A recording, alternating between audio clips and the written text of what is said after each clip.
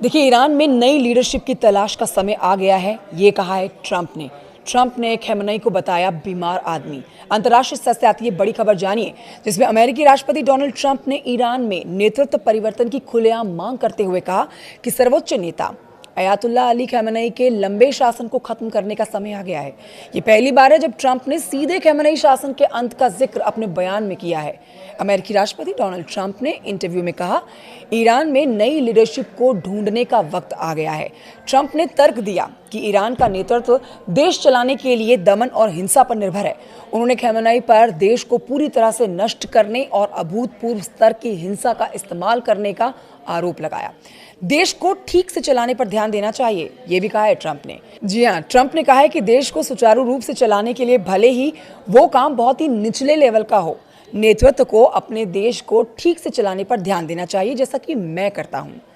America के साथ मैं ऐसा ही करता हूँ, ना कि सत्ता पर नियंत्रण बनाए रखने के लिए हजारों लोगों को मारने पर। उन्होंने आगे कहा कि नेतृत्व सम्मान के बारे में है, ना कि भय और मृत्यु के बारे में।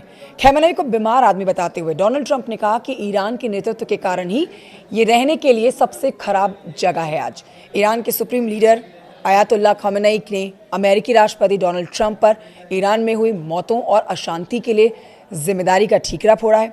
अमेरिकी राष्ट्रपति ने राजद्रोहियों को मैसेज भेजा कि उनका समर्थन करेंगे और सैन्य मदद देंगे, ये खamenei ने कहा है।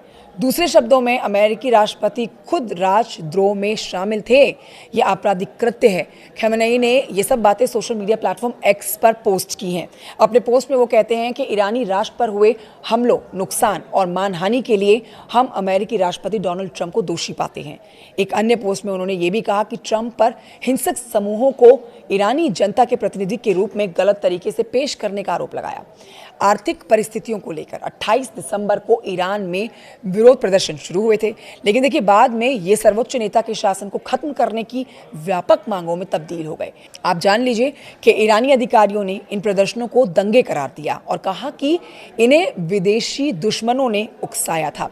ईरान में लगभग पूरी तरह से इंटरनेट ठप होने के कारण मरने वालों की संख्या अभी तक साफ नहीं हो पाई है, लेकिन यह आंकड़ा फिलहाल 3000 के पार बताया जा रहा है। अंतर्राष्ट्रीय स्तर से बड़ी खबर इसे जरूर साझा करिएगा। नमस्कार।